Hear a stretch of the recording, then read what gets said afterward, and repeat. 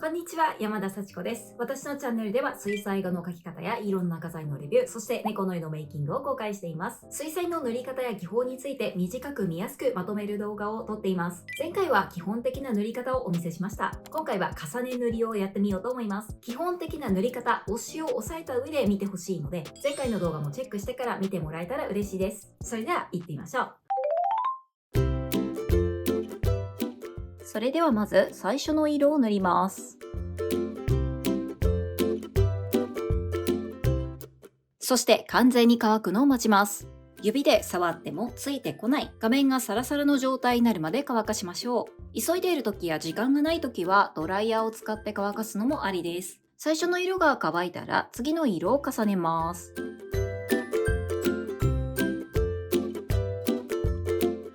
使う水彩紙によっては下に塗った色が溶け出してしまうことがあるので、あまり筆でグリグリやらずにさっと色を重ねるのがコツです。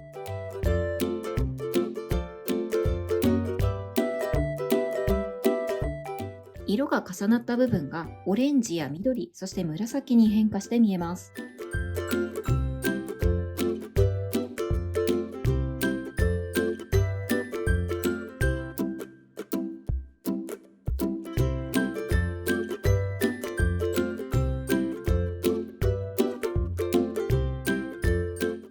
色を重ねて塗るのと混ぜて塗るのとでは見え方が微妙に異なります。重ねて塗った場合、より深みのある色の表現をすることができます。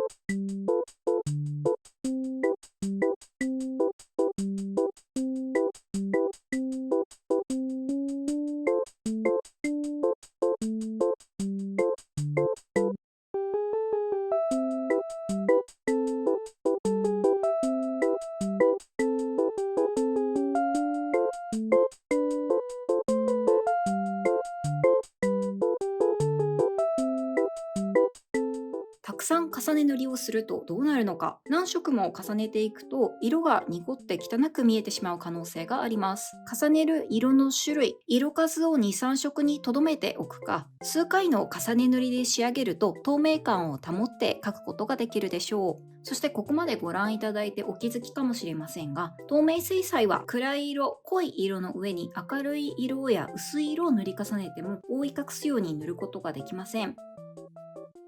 不透明のガッシュを使うと下に塗った色を覆い隠すことができます。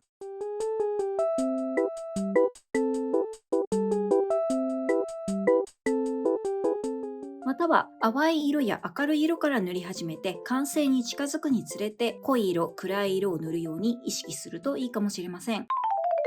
ちなみに今回使用した紙はフォンテーヌという水彩紙です。下に塗った色が動きにくくて非常に重ね塗りに適している水彩紙です。皆さんもよかったら使ってみてください。さて、いかがでしたでしょうか？今回の動画良かった、参考になったという方はチャンネル登録と高評価よろしくお願いします。それではまた次回の動画でお会いしましょう。ご視聴いただきありがとうございました。